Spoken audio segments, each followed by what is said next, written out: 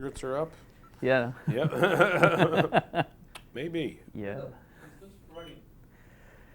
Okay, so what made you produce the film? Creatively, it's important for us to make sure that the whole movie is good, and as writers, sometimes your power can be very limited. So we've worked hard throughout the years to get producer credits on things so we can be very involved in every aspect of the movie, not just the writing and acting sides, but the hiring of the crew and the casting of the actors and all that stuff. There was a rumor there was Stephen Chow was playing Kato, and then Tony Jaa, and what happened with that? Tony Jaa never had anything to do with the movie. Stephen Chow was actually at one point going to direct the movie and play Kato, but ultimately we just couldn't agree on how the movie should be, so we kind of went our separate ways. That's pretty much it. And in terms of drawing from the source material, do you read the comics or was more from the series, for example? We as the writers had to, digest all of it. We read the comics, we listened to the radio show, we watched the serials, we watched the series from the 60s. And I think most of the stuff that people are aware of and familiar with and that we drew from is from the TV show from the 60s with Bruce Lee. Because that had most of the iconic stuff that people associate with it, the car and the gas gun and the nunchucks and stuff like that. So we drew mostly from that, but had to kind of make it organic for our story and not just make it feel like we were, putting stuff in because it existed already, This movie is in development hell for several years. Why was that? What do you think is? I think it's a hard nut to crack, for lack of a better expression. It's a very interesting character and property, and I think because it's so old, so many things have been based upon it at this point that it's hard to just do it straight and have it feel original, And I think that's why our version is the one that ultimately broke through, because we decided to approach it from the relationship standpoint and from the character standpoint and really examining Britt Reed and Kato and that dynamic. And I think if you just approached it as a straight superhero movie, it wouldn't seem original at all, Is Van Williams alive? He is. Have you talked to him? I personally have not talked to him. No? No. Would you like to? Or? Sure. Yeah. You got him? No, he was in Dragon, the Bruce Lee story. We tried to get him to do a small part in the movie, but the schedule, we just scheduled and we couldn't work it out. And what was Michel's vision fit into the movie? He had just a very strong vision of the relationship and action-wise some things he could accomplish, and we talked about liking the same types of movies, and so that just really led us to think that together we could really make something awesome. Okay, thank you very much. Thank you.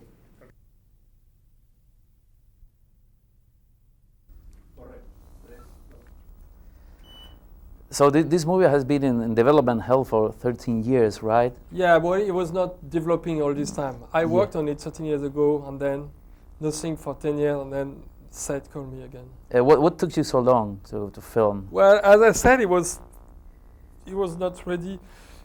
The time was not ready for it in the past, I guess. I don't know. We had made a screenplay that was with another writer that was way too weird for the studio.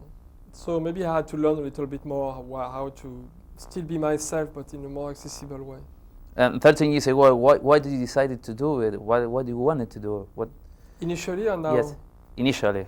Well, it's great when people give you the possibility to do a movie with fight, and it's not like a typical gangster movie. It's still, there is a good edge in it.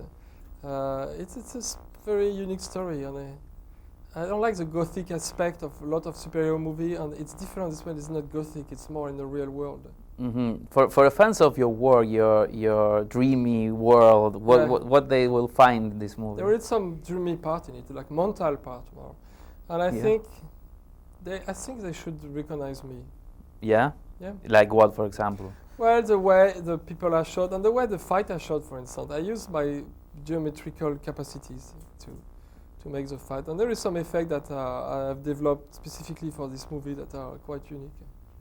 There's been a lot of criticism in terms of Who says that? in terms of going from. Don't listen. Alice in Wonderland and Clash of the Titans and going from 2D to 3D. Yeah. So what are you doing to avoid those pitfalls, for example? Well, we're gonna do it better. We take more time, and it was good. I think for Alice in Wonderland, the 3D was good. I don't know what problem. I didn't see the other one. People get upset, but it doesn't mean that they don't like it. And I think it's same way a lot of people criticize color when the movie became color. They say it distracts from the story. They say a lot of things against color, but it was in color. So what are you gonna do? You thought it in 3D? No, we shot in 2D and we give the dimension now. We always wanted to shoot 3D, but the studio didn't want initially. And so you have to frame specifically like it was 3D, but in terms of 2D, right? It's sort of, the way I shoot is applicable to 3D, but technically it was not shot in 3D. Yeah, but in terms of composing the frame, for example, you have to use more depth yeah, but the way I shoot is like that. If you take existing movie, if you take Citizen Kane, for instance, it's going to work perfectly in 3D because Orson Welles use a lot of the depth of field. If you take another movie, more like the movie in the 70s when they use long lens, then it would not work. I think I'm more, not saying I'm Kubrick, but not Kubrick, Orson Welles. But like Kubrick's movie will look great in 3D because he used a lot of short lens and his camera doesn't move too much. So I think my style would work. It will work very well in 3D. Okay. It's not too choppy, yeah. too cutty. It's kind of established. That's good. Yeah. Okay, thank you very much.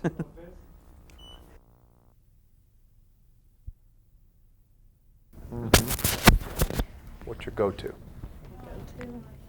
Like, what would it be if you were back home? I always go to Whole Foods. Oh, yeah? Yeah. Love Whole Foods. Yeah, it's my favorite. Where's that shirt from? Is that from the movie? No. Oh, okay. I thought it was from the Facebook movie. You know, the one that did advertising. Feel lonely? Use Google. That's funny. Yeah. Yeah. So for the trailer, I could see it's like a death wish, right?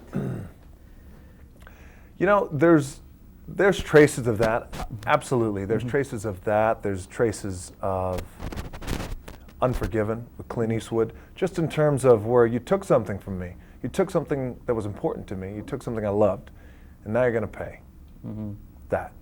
You know, and I think the notion of that that becomes powerful when it's very clean, very lean, and straightforward. I love my brother. He's the only thing that I have in this world, and you murdered him, and you try to kill me, and I got to go away and serve 10 years in prison. When I get out, I'm going to find you, and you're going to pay. Is there any type of action or thriller you were aiming to, like an homage, for example? Yeah, absolutely. Like it's what? a great question. We'll say, for example, the movies that inspired us and inspired the writers, and we wanted to capture the characters' emotions of those movies, the tone, the texture would be Bullet, Good, the Bad, the Ugly, No Country for Old Men, Unforgiven, Death Wish, Hard Times, Brokeback Mountain. Again? Again, Yes, that's my go-to. Yeah, I've been throwing that out there all day. So you're aiming for like an urban western, right? Yeah, that's a great way to describe it. You know, because we thought that there's a way to there's a way to fuse great action, but not high concept action, but just the visceral, physical action of you took something from me and you're going to pay, and the way I can make you pay is I can take your life. That's the way you pay it. Fusing that with a Western feel, and those movies that I mentioned in the past, so say for example the latest movie, the more recent one of course would be No Country for Old Men. Those guys did a wonderful job with that movie, you know, where it was character driven, and there were great long moments in that movie. So I'm thrilled with the movie we made, and I think audiences are really going to like it. And by the way, those are high standards, because those are all great movies I just mentioned. So I'm going to get myself in trouble by mentioning all those movies. But it's good. It raises the bar. Yeah, it raises the bar, and that's what we're shooting for. Yeah, I remember a couple of years ago in the rundown that Arnold Schwarzenegger passes you the torch for the action hero. So how do you see the moment from now on? From that moment? Yeah, well, now. Yeah, sure. Yes. It's interesting because when that happened, That was a great moment in movies. I Yes. really enjoyed it. I was like a big Turbo nerd with that. But I also knew I needed to go away from action a little bit because the action material I was getting wasn't quite what I was looking for. And a lot of it was action for the sake of action. I just didn't want to make it. I wanted quality. I wanted it to be better. So I went away. And not only that, but I wanted to become a better actor. And to become a better actor, I could not stay and just make action movies. I didn't want to do that. I wanted to be a well-rounded actor. Whether the big box office successes or they're not, I wanted to become better. So I went away just for a little bit to become better and waiting for the right material to come along. Now the material has come along, like this and a couple of other movies we're developing, so it's good to be back. Okay, thank you very much. Thank you, man. Thanks. I appreciate it. It's easier when people like the movie, which they seem to like this one a lot. Yes. So, but it's not my favorite part of making movies. No. But it's It's part not of making it. movies. No, but it's part of it. It's Yeah, a big it's part part of of it. Trust me. It's the extra. Yeah. You know, if you were one of those guys who were like, I don't do interviews, they'd be like, well, you're probably not going to do too many movies either. Then. Okay, so Adam McKay told me you were a very good comedian, but you didn't know that. Why is that? No, I knew it. I was just being humble. No, I felt, you know, that I worked with a lot of other people that told me I should go into comedy. Just like I worked with people early on in my music career that told me I should go into the movies. But it's a matter of taking your time, doing the right projects, and working with the right people. Could it be that you draw the inspiration from the Departed character because it's like he's going over? It's the same character, but going over the top. Yeah. I mean, to a certain extent. I mean, there was a lot of humor in that role as well. But you know, this obviously is a flat-out comedy. But yeah, sure. You know, everything that I do, I try to add a little bit of my own personality, and I had to find something that I connect with on a personal level when playing a part. So.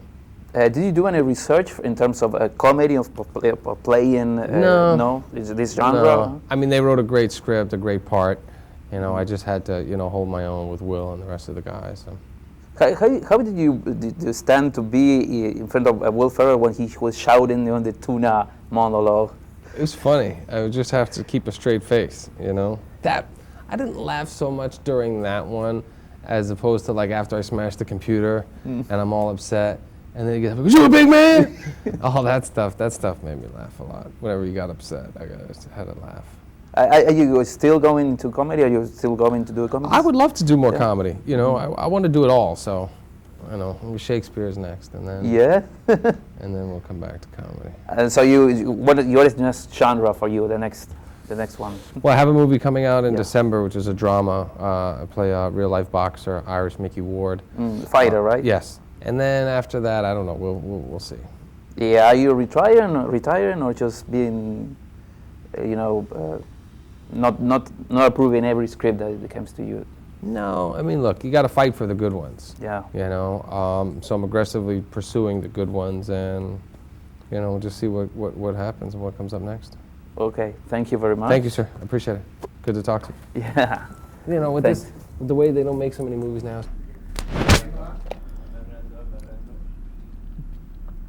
Listo, corriendo. Ok. 3, 2, 1. ¿Cómo te sentís haciendo comedia? Ay, bien cómoda. Sí. Y con estos muchachos me siento como en casa. Mi director Adam y Will Ferrell me apoyan muchísimo y siempre estaban. Yo siempre cuando trabajo siempre llego al set con muchas ideas y siempre quiero hacer algo diferente o quiero tratar algo y siempre cuando venía con una idea me dejaron hacerlo. Ellos son muy buenos improvisadores, Adam y Will. ¿Cómo encajás vos en esa técnica de improvisación? Bueno, tomé una clase de improvisación y me ayudó muchísimo, pero también como me sentí, no sé cómo decirlo, cuando me sentí como en mi primer día en el set, estaba como nerviosa por un momentico, pero entonces cuando estábamos rolando, me sentí como, yo puedo hacer esto. Y Will es un loco, y dice lo que sea, pero yo estaba ahí, me reía, unas veces, pero yo estaba como... Hay en las escenas en las que vos estás con Will hay como una complicidad de marido y mujer que va más allá de lo que se ve en la pantalla. ¿Cómo trabajaron la relación? Bueno, ensayamos un poquitico, pero no sé cómo pasó, pero algo pasó. Había ¿cómo se dice? Chemistry. Química. Había química. No, y cuando terminamos el primer día que tuvimos juntos, yo y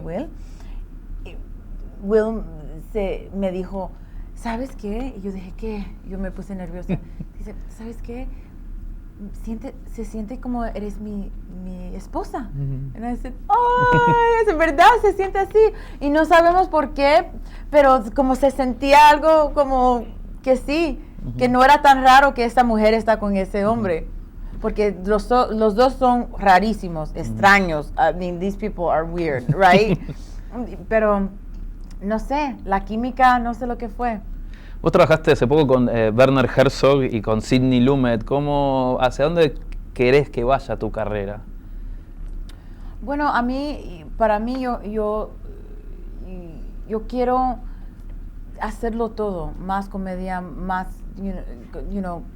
me quiero poner muy, muy fea y flaca o gorda para un papel. Quiero hacerlo todo, de verdad. Y quiero trabajar con directores que son latinos, que todavía yo no he trabajado con director latino. Del Toro, o Cuarón, o Iñárritu, o Almodóvar. Bueno, muchas gracias. Sí, gracias a ti. ¿Viste El secreto de